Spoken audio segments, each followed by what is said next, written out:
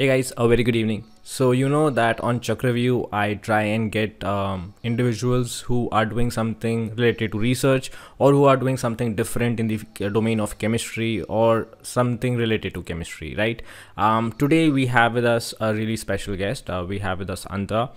She is an assistant professor at Ruia College, which is one of the very well-reputed colleges of Mumbai. And at the same time, the intriguing factor is that she is doing research. So basically what a MSc student would want to kind of like experiment with after completion of their MSc, that is teaching and research. So she's getting best of both the worlds, and that is quite fascinating, and I really wanted to know. I mean, it would be new information for a lot of you as well, but I on a personal note also wanted to know that what are the provisions that one can also maybe join as an assistant professor, teach, and at the same time do research as well, so maybe fulfill both their passions. And we have discussed about this, of course, but apart from that, we have also discussed about a lot of other aspects. For example, whether PhD should be made mandatory, what are the pros and cons of that. We have talked about her research. So her research is in the field of computational chemistry. What exactly or how exactly is her research beneficial for the society? That is also something that we have touched upon, and you can find all the relevant sections down in the description box with the appropriate timeline. Okay, so let's say if you don't want to watch a particular section, or you're interested in one particular section, you can directly jump onto that particular section. You can see the timelines down in the description box, so that will save up your time. But I think it is a very interesting conversation. At least I, on a personal note, found it to be very interesting. So without wasting any more time, let's jump onto the conversation. So, hey Antara, how are you doing today? Hi, sir. Nice to meet you virtually. Yeah. Same here. And I'm glad to have you on the platform, and particularly on Chakravyuha. And the one of the main reasons of inviting you to Chakravyuha was because we look for people who have a like you who are doing something different. And this is like you are already an assistant professor in a well-reputed college of Mumbai, and at the same time you are also pursuing research. So that is something that was very intriguing, and I really wanted to find out, and a lot of people want to know that how does it work, and like how easy or how difficult it is to manage these things. So there are a lot of questions on my mind. Of course there would be questions on the mind of learners as well. So let's start off with the beginnings, that how did you end up joining as an assistant professor, and what was the you can say driving force behind that, like why did you want to maybe choose chemistry and become a professor in that particular domain? Thank you for having me, first of all, sir. Thank you. Uh, Chemistry, I was just really interested in chemistry. I definitely wanted to do something in chemistry, but I wasn't sure at all after my MSc.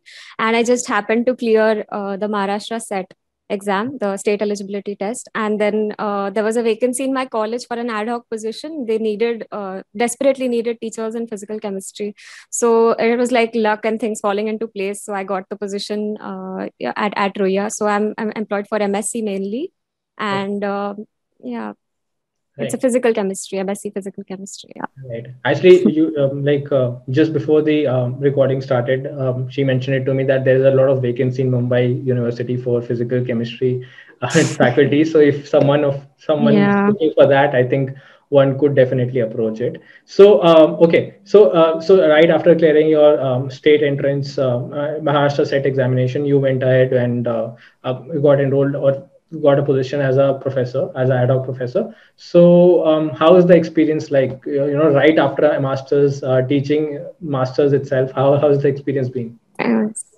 It was so weird addressing a class immediately after my master's. Barely I got the mark sheet in my hand and I was teaching a phase rule or something. It was really weird. And I felt like the students are my friends and they're my age. Many of them I would meet casually outside the college grounds. And it was super weird. But there was a mutual respect, I think. And it went ahead smoothly, particularly MSc students, and then my age gap. There's no age gap, there's no qualification gap, absolutely nothing between us. So it was a very relaxed kind of. Usually, students will tell me they're very relaxed in my class, so I love that. Okay, yeah, that's actually one Yeah. of the we can say a good benefit of that. Was it Yeah. intimidating at the start teaching your immediate juniors Yeah, it was so it was so intimidating. In fact, our classrooms at Ruia are like an auditorium style. Like you can see them right to the top, and they can see you like at the, it was really intimidating. But I got to the I don't know, I got into it because I would love talking about chemistry. It's just it's something like a passion, and I would feel like if I can just get them as interested as I am, or at least a little bit interested, it would be like super beneficial. It's rewarding in a completely different way. Teaching is really rewarding. True that. And what about like how did you tackle maybe it happens a lot. In fact, like since I'm also into teaching, it happens a lot. You don't know a lot of concepts, right?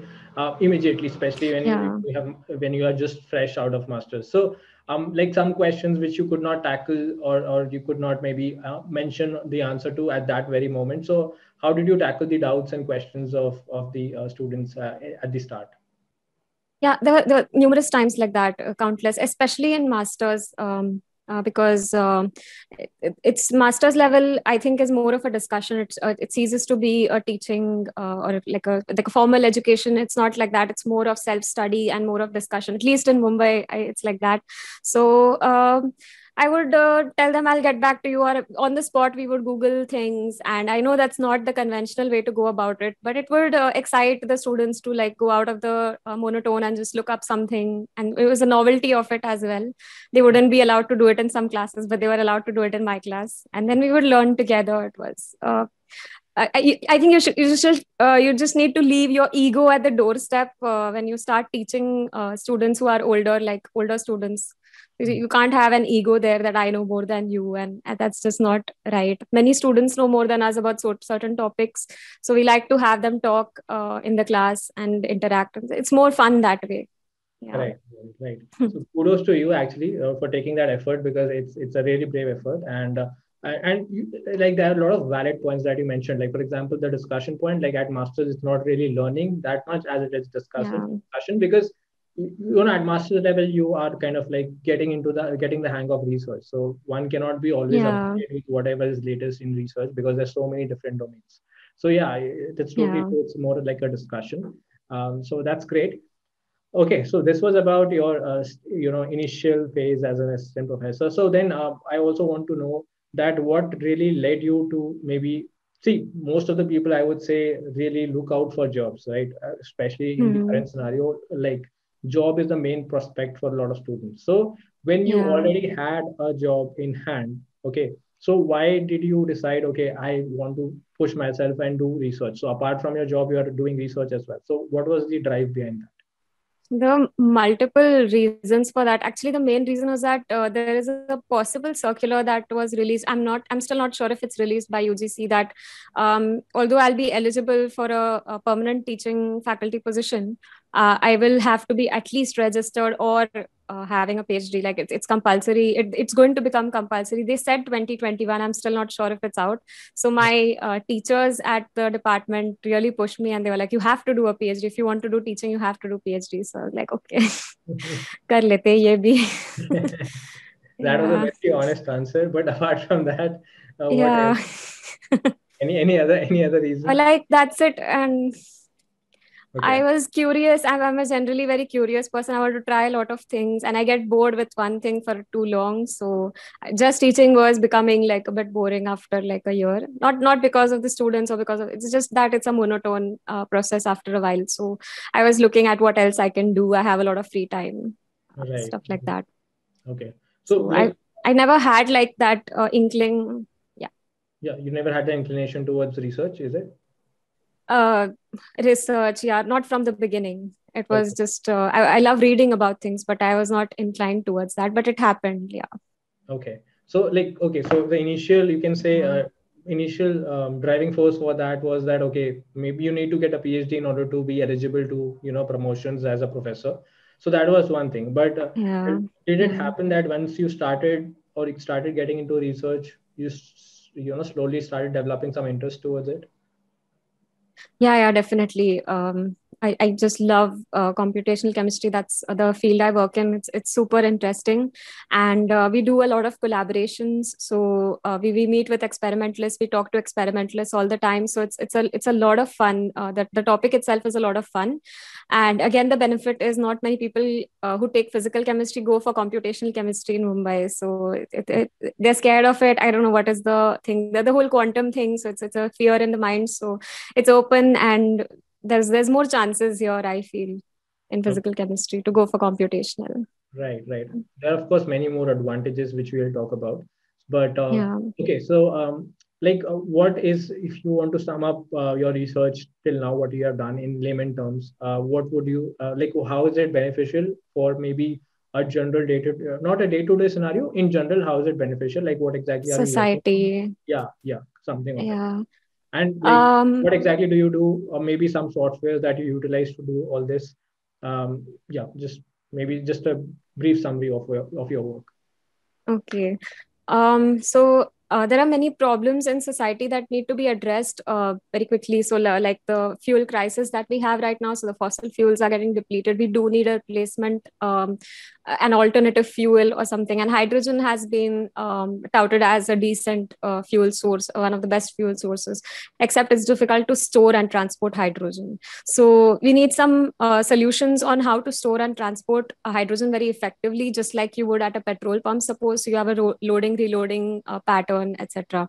So here, material sciences becomes very important. We need some materials which can, can study those materials and see which of them can give a good performance in this respect.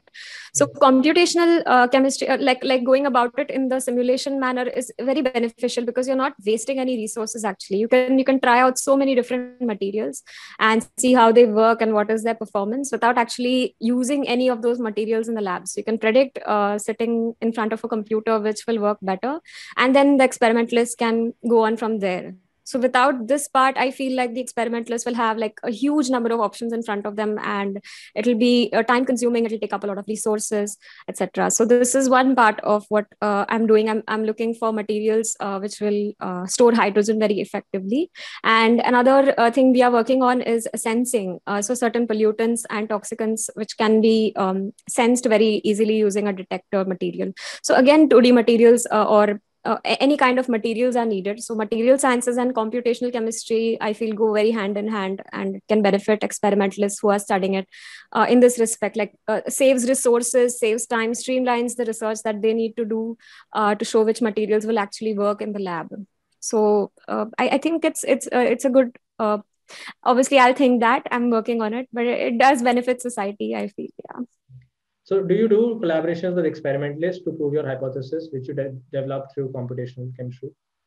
Yeah, many times my guide is approached by experimentalists who want to check out maybe the mechanism of something, so which is difficult to study in the lab. So they have all those characterizations with them, XRD and all that, and they need to know what's happening actually, what is the mechanism of interactions or something. So then we can predict that using fairly easily. We can predict it using DFT, density functional theory. Yeah. Right. So what Yeah. exactly? Maybe can you give us an idea as to what are the materials or what are the properties of materials that you look for, which will be able to store hydrogen efficiently? Structural properties, it should be stable at room temperature. It should be stable at the desorption temperature. So we are absorbing hydrogen at some temperature, and then we are dissolving it at, say, a higher temperature. So it should be totally stable in that entire temperature range. It should have a long life, and that aspect, the mechanical aspect. Then we look at electronic properties, because all the interactions with hydrogen that the materials will have will be based on electron transfer type interactions. So we're looking at electronic magnetic properties, maybe, because that might add something or take away something from that material in the sense of how it interacts with hydrogen. So these properties. We can also look for optical properties in case we are using it as a catalyst in some reaction. So there are lots of things you can study using DFT. For hydrogen, we study the mechanical properties and, say, the electronic properties mainly. Yeah. Okay.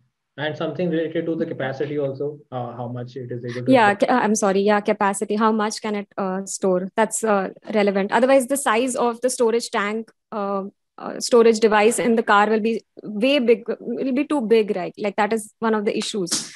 So we need a smaller sized, just like a internal combustion engine vehicle, which has a smaller tank for the fuel. So we need something of the similar size. So light vehicles ke liye mainly we want to find solutions. Yeah. That's quite fascinating, and especially when you're able to collaborate with experimentalists and really see your hypothesis unfolding. That must Yeah, be really satisfying. Definitely. it is. Yeah. Okay.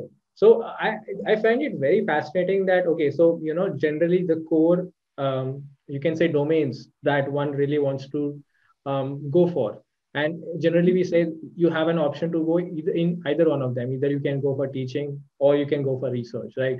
Now you're having both the domains at your palm. So how does it work? And like what I want to really come at is like, how do you manage both these things? Like, because both of them are quite demanding. So how does it go about? How do you manage things?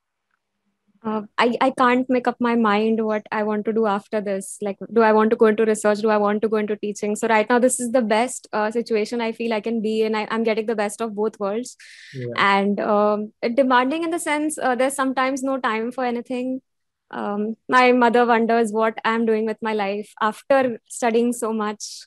And she's wondering when I'll get married and stuff like that. But yeah, keep that aside. I'm fairly privileged in that respect. I'm not bothered a lot by this. I don't have to worry about salaries and stuff. So that's just my privilege. I'm sure many people are not that lucky. And besides that, it's just a matter of one day at a time. Just do whatever tasks are in front of you as soon as possible and meet deadlines as much as possible. I miss a lot of deadlines for my research work, but my college work, I try to keep up the deadlines because then the students will suffer. So that's about it. Yeah. So do you believe that doing research in computational chemistry somewhat is helping you manage both the worlds? Because you can maybe work remotely and still you can sit in college also. Sometimes maybe you're free for an hour or so and work on your project.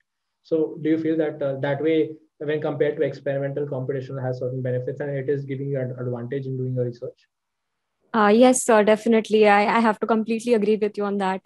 Just because I was doing computational chemistry, I was able to do a lot of research work in the pandemic as well, in spite of the lockdown situation, which my friends in experiment, they were not able to pursue. So their research had just halted and they were doing more of literature survey. But I was able to do all these things because there's another thing that my guide is very understanding. So he's understanding of that, the fact that I have a job and I am doing this. So he will give me limited amount of work, and it was a continuous process. I would send him input files, he would send me output files, and I could analyze them from home using some open source programs and stuff at home itself. So if it was not computational, I'm sure I would have suffered for this. As all of academia is suffering, I would have also suffered. But just because it's computational, I was able to do a lot of work.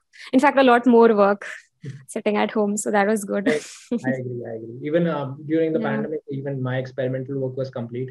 So I was also focusing on the computational work. So that way, I was also quite lucky that I was able to totally focus on the work, and my work was not hampered during the pandemic. So I can totally relate to that. That's amazing. Yeah.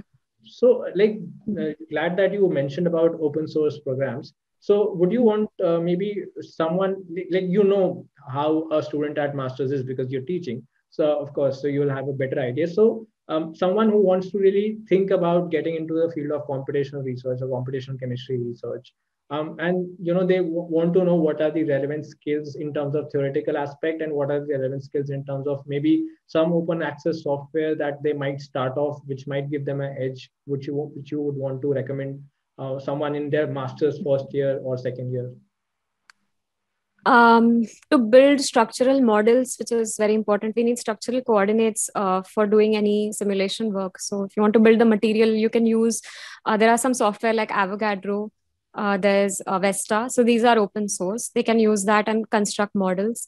To actually relax systems, that is get them to their ground state energy. Like you could construct anything in Vesta or Avogadro, but they need to be the ground state energy. So to relax them, you would need a software that actually performs quantum simulations.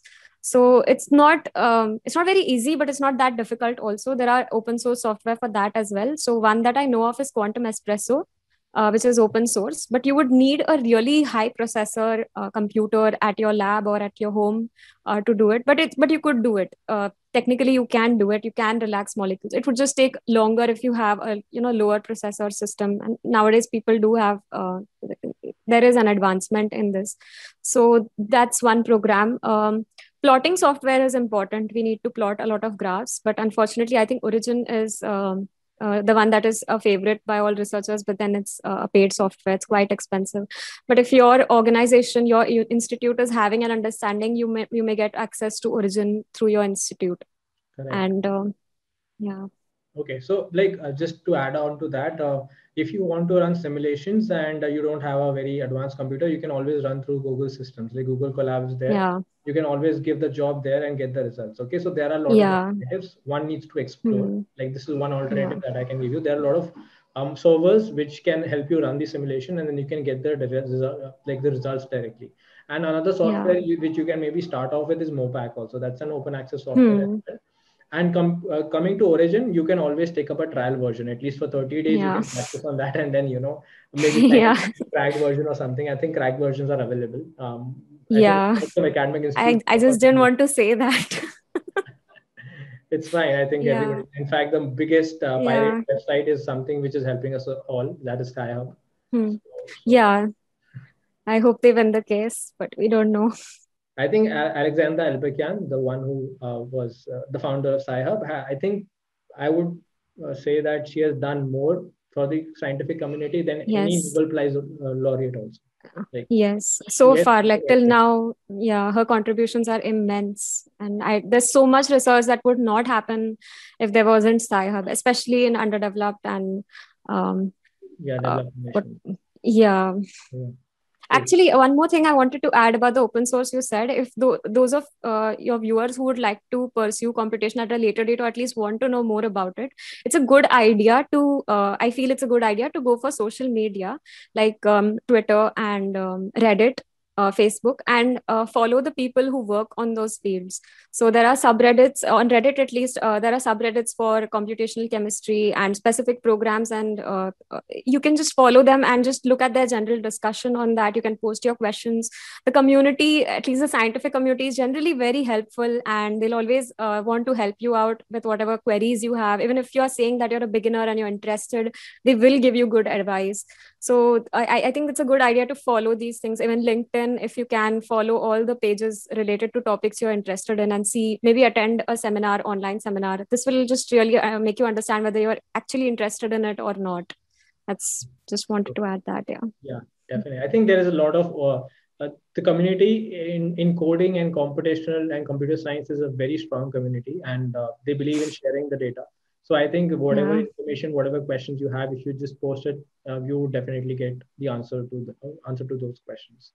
Coming to the another aspect of computation, how important do you feel? Like, I know that you can work or you can do things without coding, right? You don't have to understand to analyze stuff because the softwares are already developed. But do you feel that still someone who has some coding knowledge has a bigger advantage in the field of computational chemistry?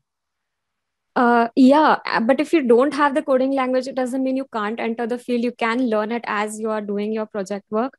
So I have no experience in coding, but I'm now learning some basic coding like Fortran programming. And usually physicists and chemists will not use very complicated programs.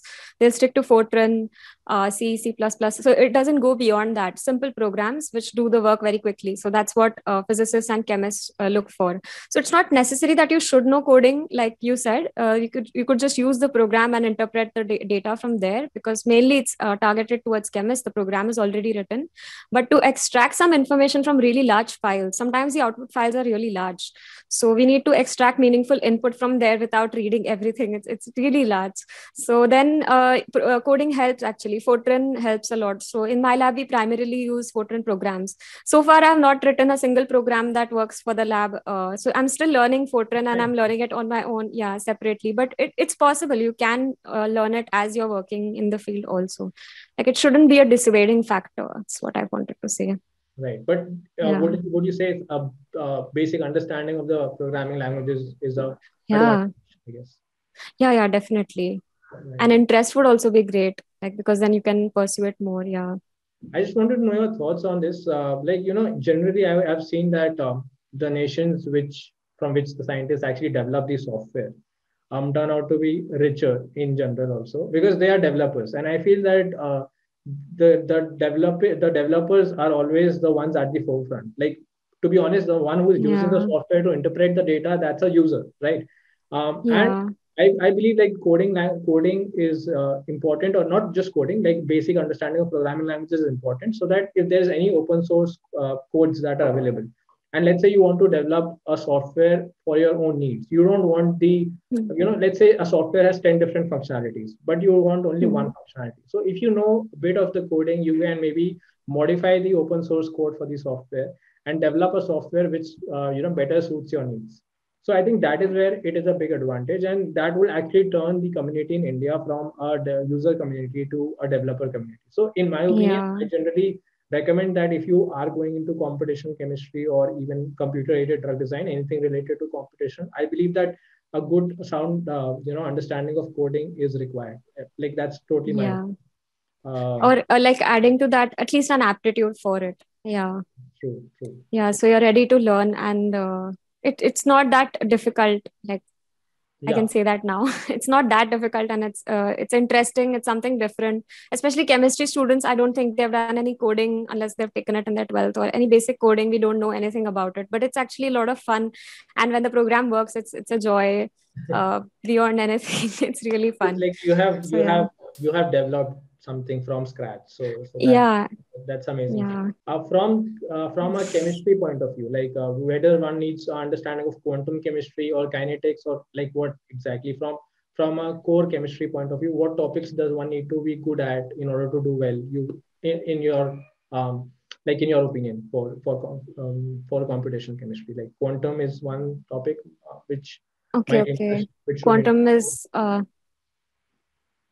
yeah, quantum chemistry, maybe kinetics, but depends on what you're studying using the simulations. So so quantum chemistry should be good. Like, you should be good with that, and it goes more advanced beyond what we study in masters. So you should be prepared for that. And then maybe material sciences, if you're going into material science, computational chemistry, that kind of a intersection. And depending on what work you're doing, so if you're studying the kinetics of some reaction, you will have to have some knowledge on kinetics. If you're studying about energy, like what I'm doing, energy and environmental related, so you should have some knowledge on that. That's it. Like, what kind of interactions you are looking for. Depending on what interactions are working out, you can predict more materials. So you can't predict more materials unless you know which interaction. So it's like a cyclical thing. You need to have that Right. understanding, I feel.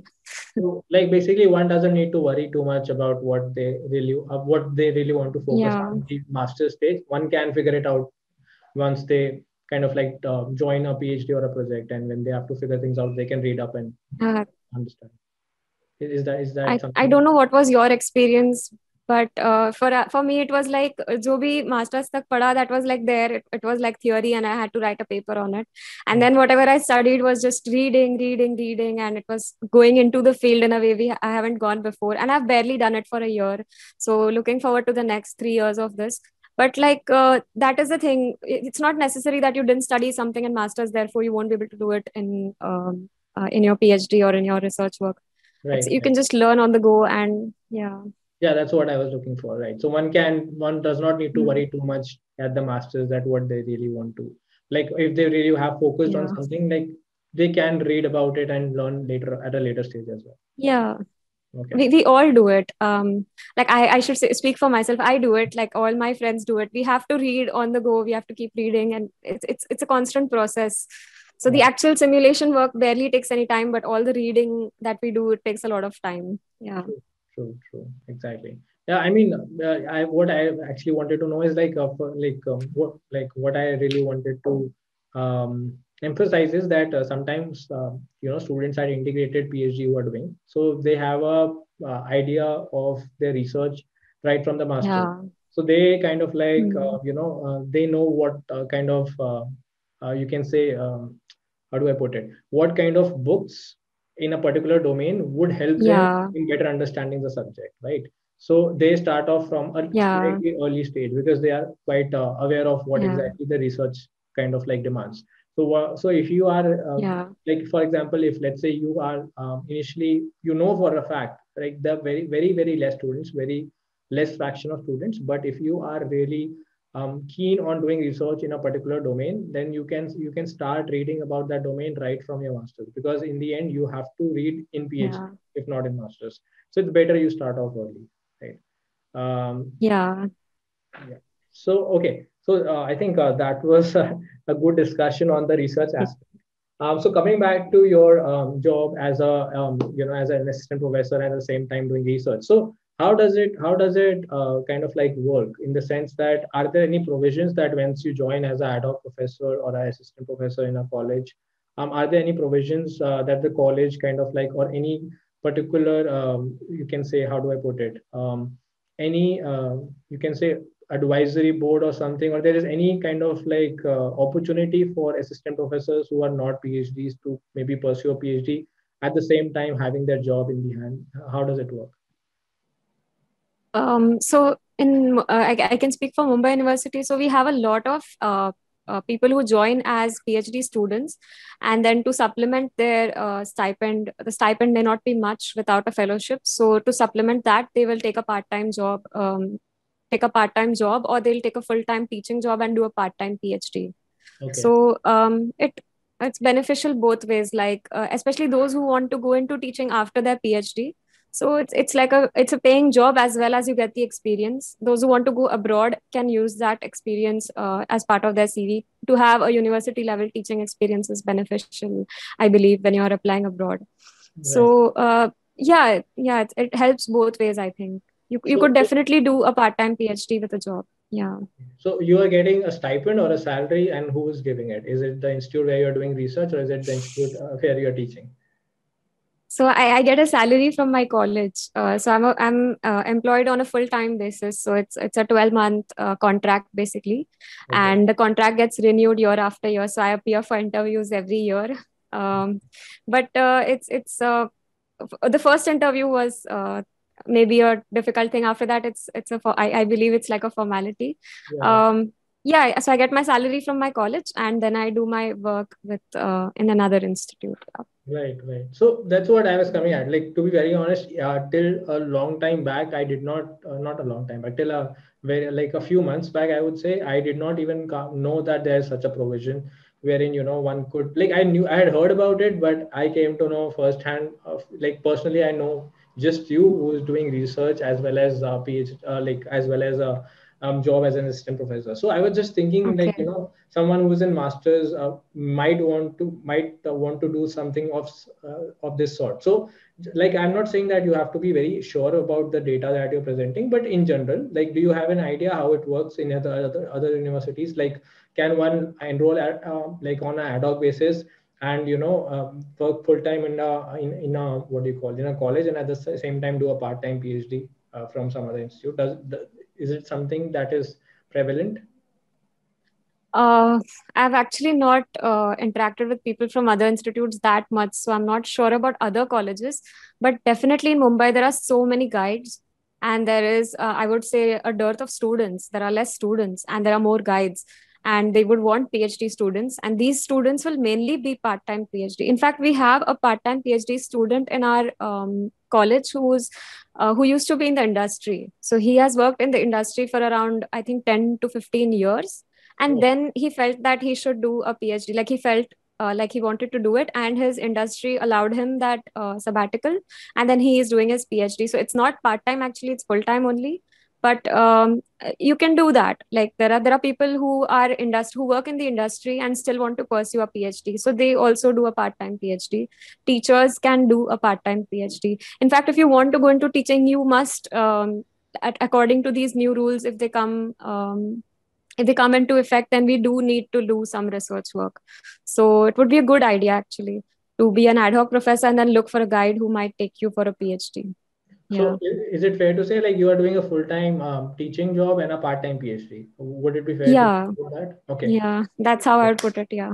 So Yeah. like, just out of curiosity again, are part-time PhDs considered by UGC as something which would be helping you? Like, is it considered equivalent to a full-time PhD for Yeah, I promotion? mean, from my teachers, I don't see any difference. A lot of my teachers have done part-time PhDs the same way, and there's literally no difference in, say, the job, like getting the job in the first place, promotions into various levels as an assistant professor, associate professor. There is really no difference.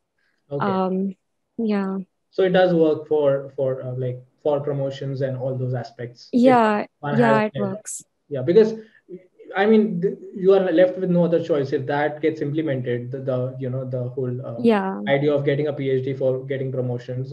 Then of course one would not have no other kind of like alternative but to yeah, pursue a part-time PhD maybe, because a full-time exactly. PhD for Yeah, someone who is not interested at all and is more interested in teaching does not make sense. So I am putting you at this last question which I'm asking. I'll be putting you in a tough spot, but it's fine. I just want your opinion. That's everybody has yeah. their own opinion. So, what is your opinion about this clause wherein if you want to teach, you would have to have a PhD? So do you think it's something a good decision or not, or what exactly do you think about That's a really tough spot. it? Thanks for the warning. I think the government's idea behind it is it's very sound. The rationale is sound.